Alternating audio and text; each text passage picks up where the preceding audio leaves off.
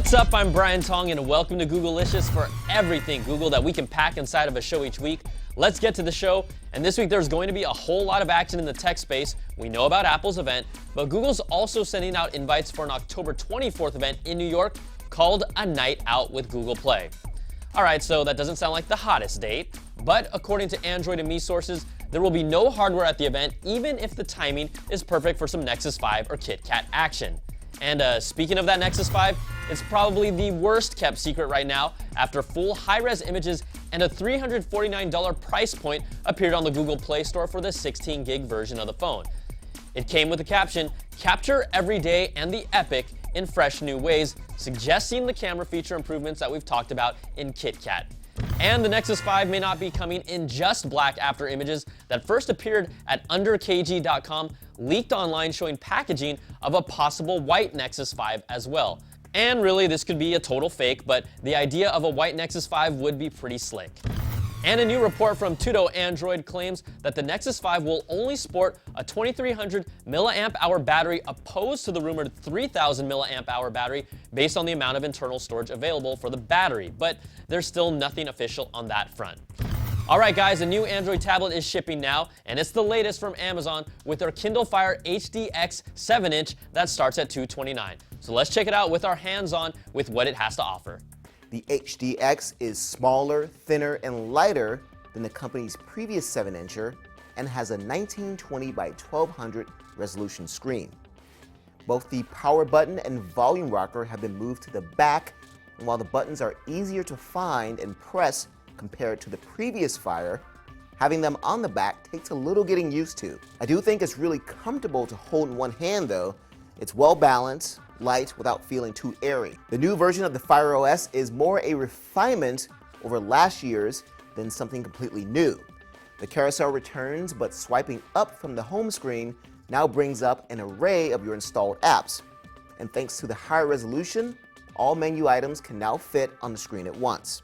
The web experience has finally been fixed, now feels fast, without the bugs and sluggishness that plagued previous iterations. Mayday is Amazon's new customer service feature for Kindle Fire owners.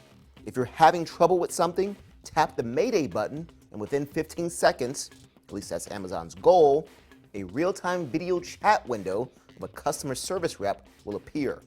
Thank you for using Amazon Assist. I see you've hit your Mayday button. The rep can't see you, but they can take control of the system. They can also draw on it in order to illustrate how to do whatever it is you need to do.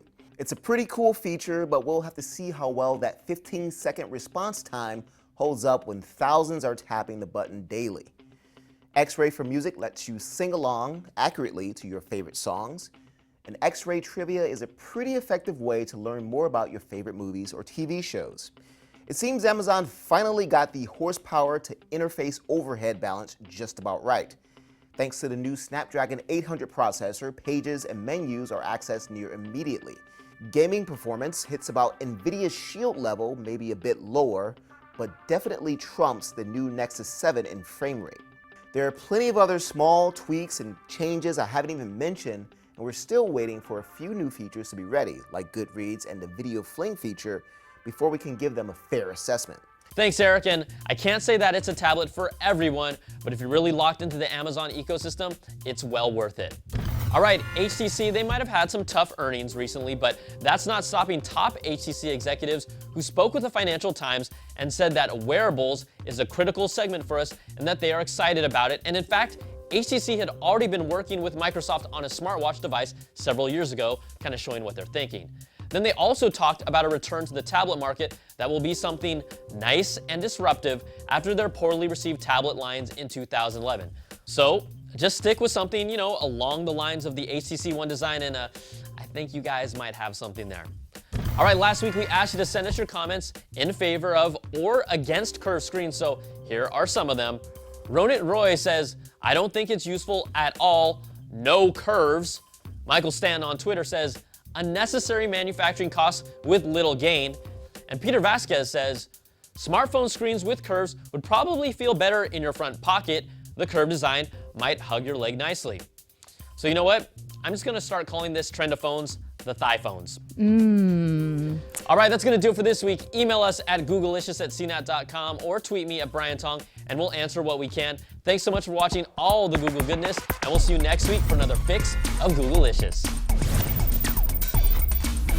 Googlicious.